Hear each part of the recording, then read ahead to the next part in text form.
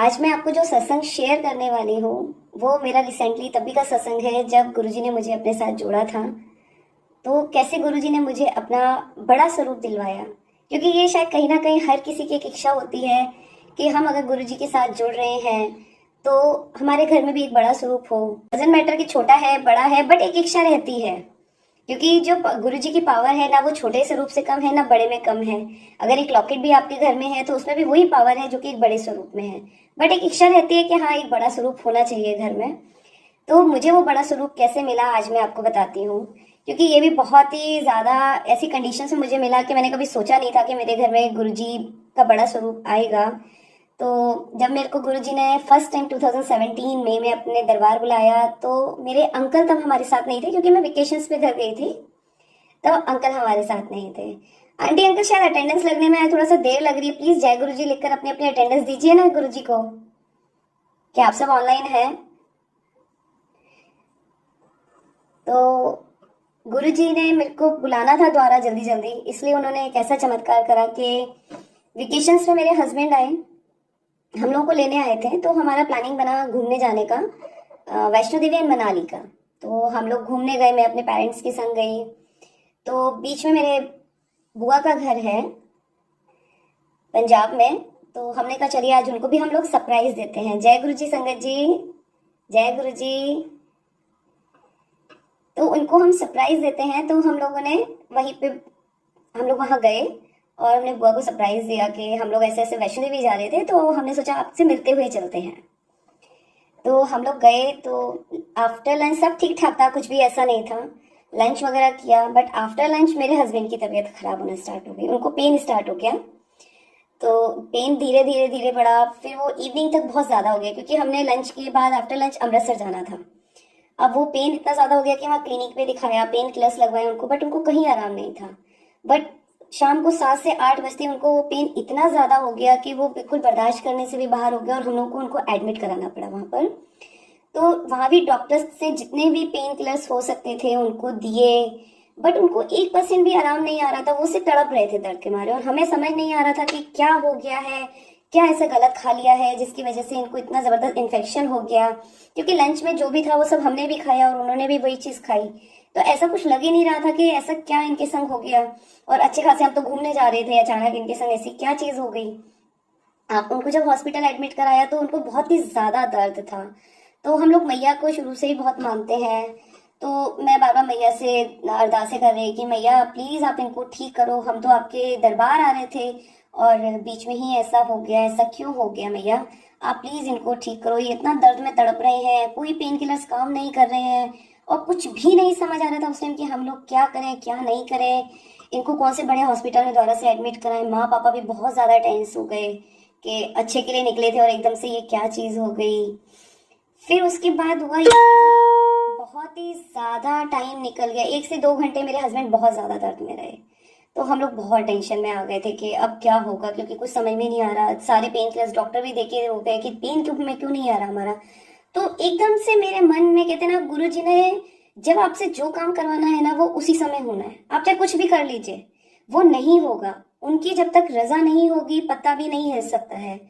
तो एकदम से जब 1-2 घंटे हॉस्पिटल में हमें हो गए, उसके बाद एकदम से मेरे मन में आया, क्योंकि मैं गुरुजी के आश्रम सिर्फ एक ही बार गई थी, अभी इतने गुरुजी को जानती नहीं थी, इतना गुरुजी के संग जुड़ी हुई नहीं थी, क्योंकि फर्स्ट टाइम में शायद आप इतना नहीं जुड़ पाते किसी से भी। तो मैं तो ये भी शुक्राना करती हूँ अपने गुरु महाराज का कि जब मैं गुरुजी के आश्रम गई तो उससे थोड़े दिन पहले ही मेरी इच्छा हुई थी कि मैं गुरु नाम धारण करूं।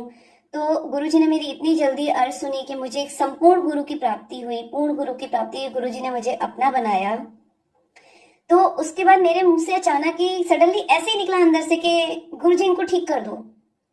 बस इतनी सी चीज निकली संगत जी, आप मानेंगे नहीं, मेरे हस्बैंड के दर्द में थोड़ी देर बाद रिलीफ आने लग गया, उनको आराम मिलने लग गया।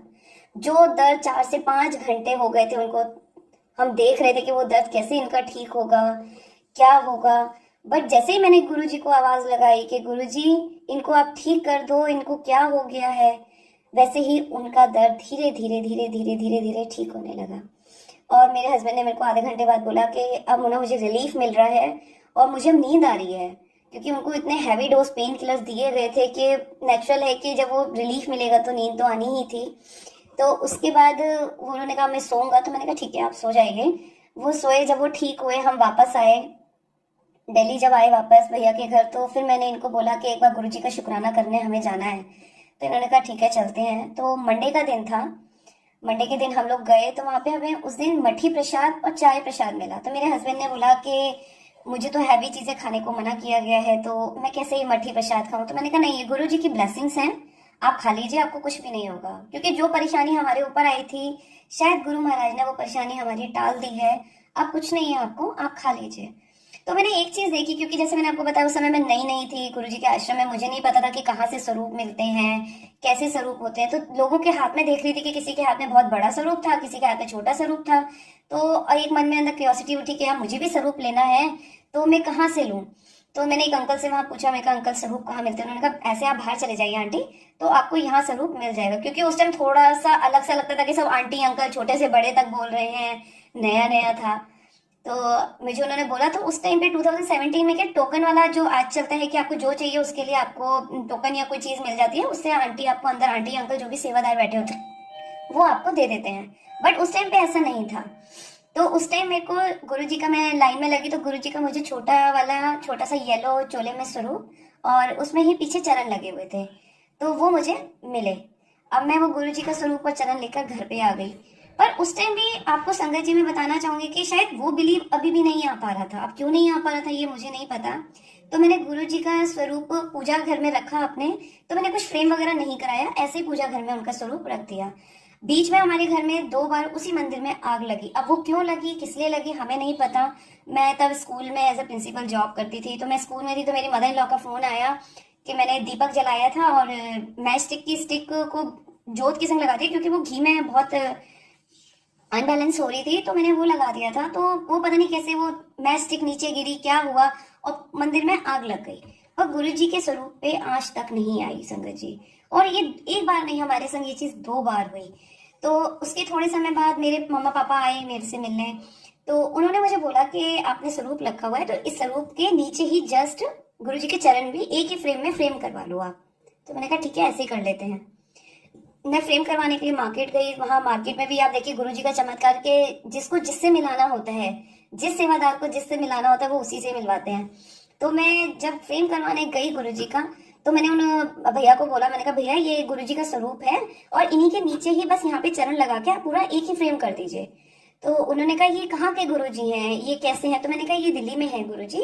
और गुरुजी मैं कहते हैं अभी नहीं है। तो मैंने कहा नहीं, गुरुजी 2007 में समाधि ले चुके हैं, पर गुरुजी आज भी हमारे साथ हैं।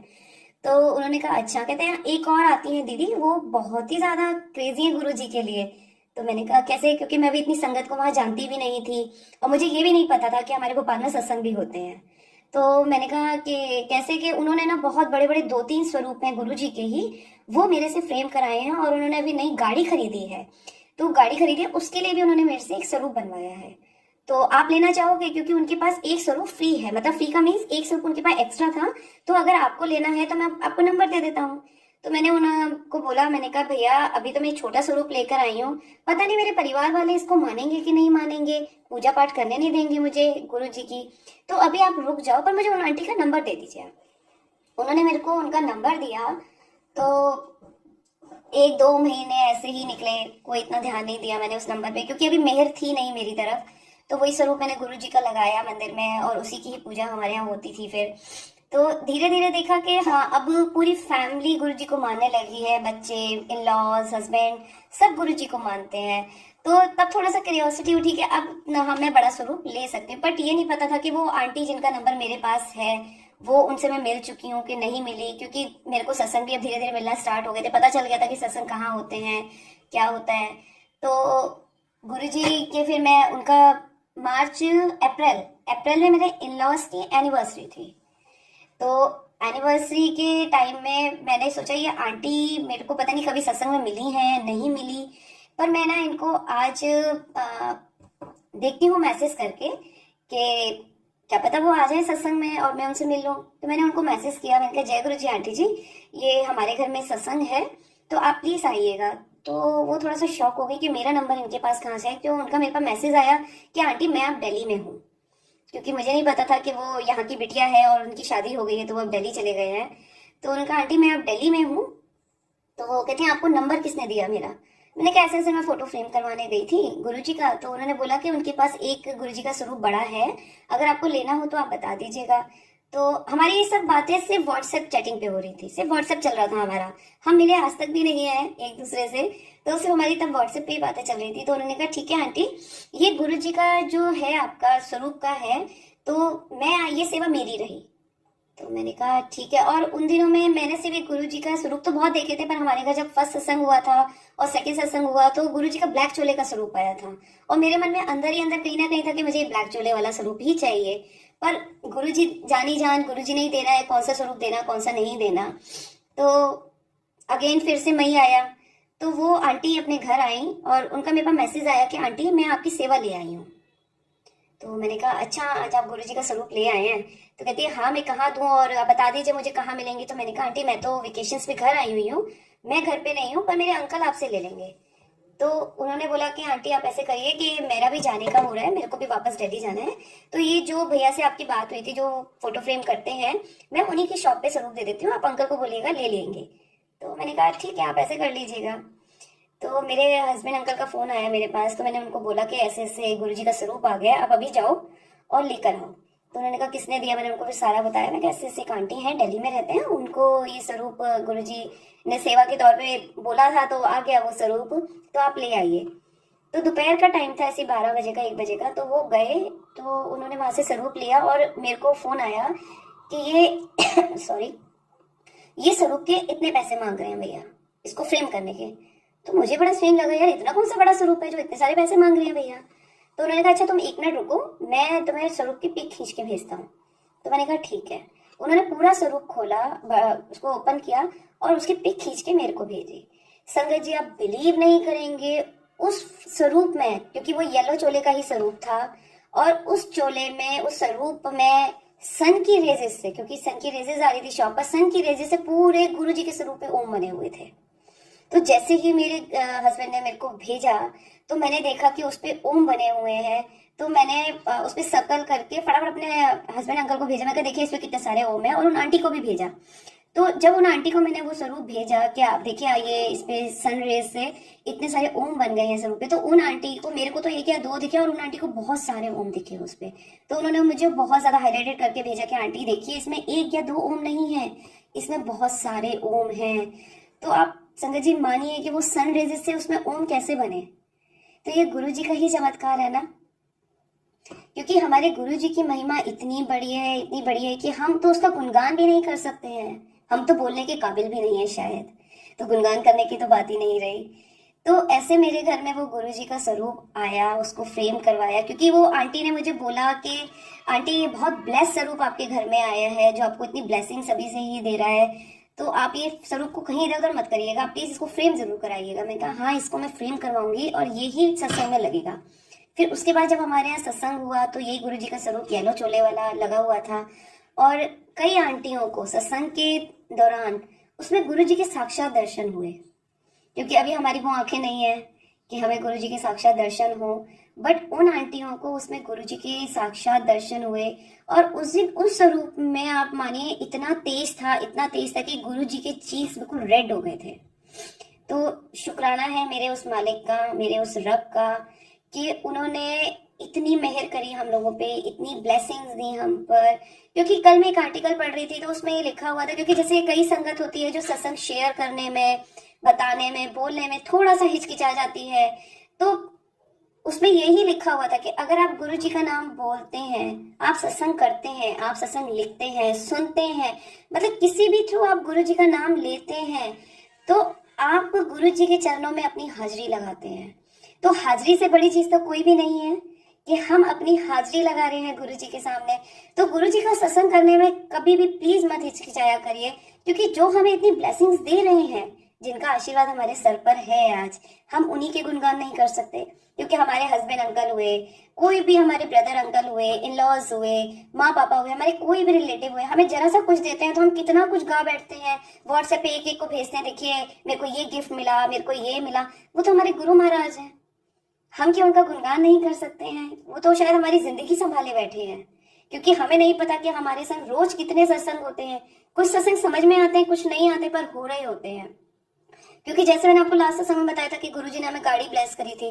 आप मानेंगे गुरुजी उससे पहले जो हमारी गाड़ी थी उसको कभी कोई प्रॉब्लम नहीं थी, क्या नहीं था। अब ये कौन से भारी संकट हमारे पे आ रहे थे कि उस गाड़ी का 2 बार एक्सीडेंट हुआ, और गुरुजी की मेहर से मेरे हस्बैंड अंकल को कुछ भी नहीं हुआ, कुछ भी नहीं, मतलब एक जरा सी खराश तक नहीं आई। एक बार तो वो आ रहे थे ऑफिस से और रोड बन रही थी, थोड़ा सा उनकी भी मिस्टेक थी, वो अलग रॉन्ग साइड थोड़ा सा चले गए थे, रोड बन रही थी, तो उधर से ट्रक आया और उसने जस्ट ड्राइवर सीट के बराबर जो सीट होती है उसको पूरा हिट कर दिया, और वो पूरा का पूरा डोर के संग पीछे वाले डोर तक पूरी गाड़ी हिट हो गई थी, बट कुछ भी नहीं हुआ इनको। तो ये गुरुजी की मेहर है ना। ये कौन है हमारे ऊपर, जो हमारे ऊपर साया बनकर चल रहा है, जो हम सबको इतना प्यार करता है। और मैं ये भी बोलूंगी कि हम शायद गुरुजी को बहुत जगह ढूंढते हैं, क्योंकि मैं भी हूँ, गुरुजी की गद्दी लगती है तो मैं गुरुजी को ढूंढती हूँ कि हाँ ओम के दर्शन है, एक ओमकार के दर्शन है, या फिर फेसबुक पे बहुत सी पिक्स आते हैं ऐसे कि हाँ गुरुजी के मंदिर में गुरुजी ने ब्लेसिंग्स दी हैं, दर्शन हुए हैं। तो वो दर्शन तो गुरुजी देते ही देते हैं हमें, बट गुरुजी को हम शायद अपने अंदर नहीं ढूंढ पाते हैं, क्योंकि वो बैठे तो हमारे अंदर ही है। अगर अंदर ढूंढ लिया तो शायद साक्षात दर्शन हो जाएंगे, पर कहीं ना कहीं इफ एंड बट आ ही जाता है, चाहे वो मैं ही क्यों ना हूं।